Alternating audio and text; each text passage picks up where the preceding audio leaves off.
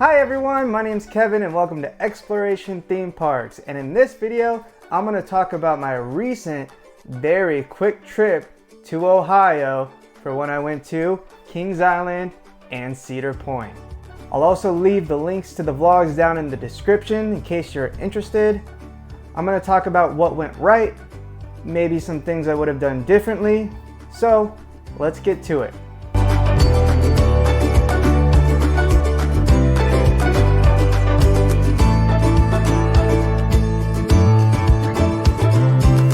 I flew out of Los Angeles International Airport, better known as LAX, and my wife Nikki was kind enough to give me a ride to the airport. I flew into Cincinnati, Ohio via Delta Airlines on a red-eye flight, meaning my flight out of LAX was at 9:50 p.m. Pacific time, and I arrived in Cincinnati around 5 a.m. Eastern time since there's a 3-hour time difference. Flying on a red-eye to the East Coast time means I don't have to pay an extra night for a hotel. I also only brought a carry-on, or in my case, a big backpack, so I didn't have to wait for my luggage every time, and it's also easier to move from place to place with. I had to wait till 6 a.m. to pick up my car rental, and by 6:30 I was off to get breakfast and coffee. It was only about a 45-minute drive from the airport to Kings Island in Mason, Ohio.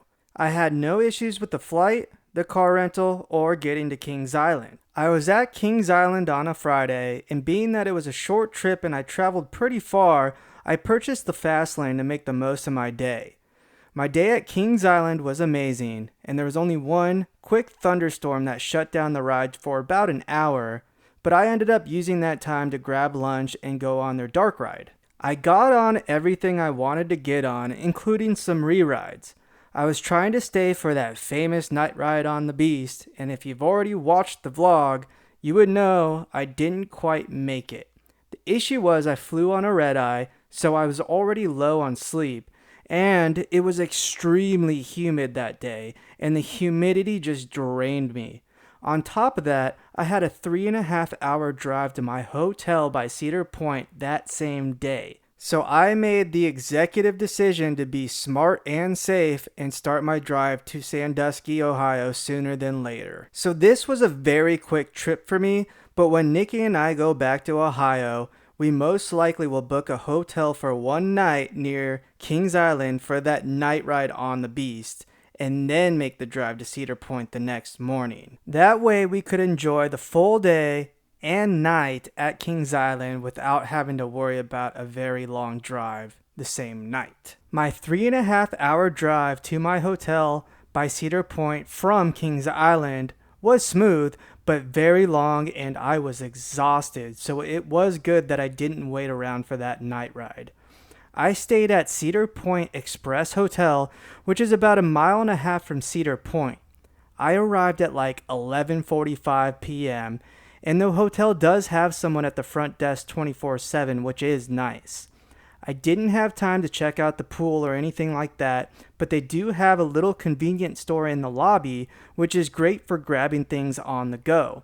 My only complaint about the hotel was that my room was right by the main stairwell on the second floor, and there were people continually going up and down through at least midnight, and that door absolutely slams shut. Other than that, I really wasn't in the hotel or my room very long except to sleep a few hours each night. The next morning, I was planning on waking up at around 7 a.m. to grab food and coffee and go to the park for the 9 a.m. early entry since I was staying at a Cedar Point hotel.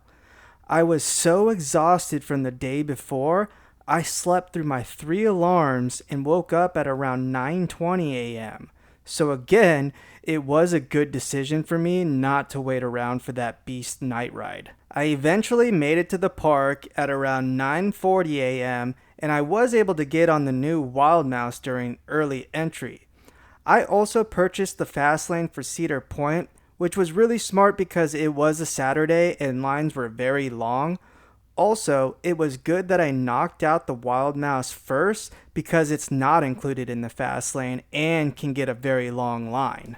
I had an awesome day at Cedar Point, getting back on all of the roller coasters and riding my new #1 coaster for the first time, Steel Vengeance. The rides closed down for about an hour in the afternoon due to a little rain, but that was about it. Also, when Nikki and I go back, we will most likely do 2 days at Cedar Point because it's that good of a park and there's so much to do and see. Also, I would want to try to stay at Hotel Breakers. We stayed there back in 2017 and it was amazing. It's right by the park and right on the beach.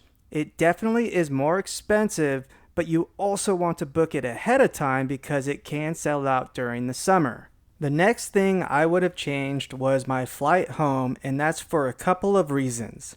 First off, I scheduled it for 5 a.m. the next morning. Cedar Point was open till 11 p.m., so I didn't get back to my room till late. I only had an hour and a half of sleep that night because I had to drive an hour to the Cleveland airport, drop off the rental car, and get through security. I should have scheduled a little later flight home to get a little more sleep and be less crunched for time. The next issue is I scheduled my flight home with Spirit Airlines, knowing all the issues that airlines has had. But I wanted to give them the benefit of the doubt, and the cheaper price sucked me in. Literally 5 minutes after I arrived at the airport, the flight was delayed 5 hours. Obviously, I was upset and frustrated with the delay, but it also left an unsettling feeling in my stomach. I had a bad feeling that it was either going to get delayed even more or worse, canceled. I therefore made the decision to pay a little extra for a sooner flight on United Airlines. The flight worked out, and I don't think I'll ever book with Spirit Airlines again if I don't have to. Yes, things can go wrong when traveling, including flight delays, but after hearing all of the negative things about Spirit Airlines and then experiencing it firsthand, I don't want to go into a trip having that anxiety already attached to it. So there you have it, a summary of my quick trip and travels to Ohio for Kings Island and Cedar Point. Please hit that like button and subscribe to the channel for upcoming videos. You can also follow Exploration Theme Parks on pretty much all the social media platforms. Instagram, Facebook, TikTok, Twitter, or X. I post a lot of roller coaster and theme park content there. And remember, never stop exploring theme parks.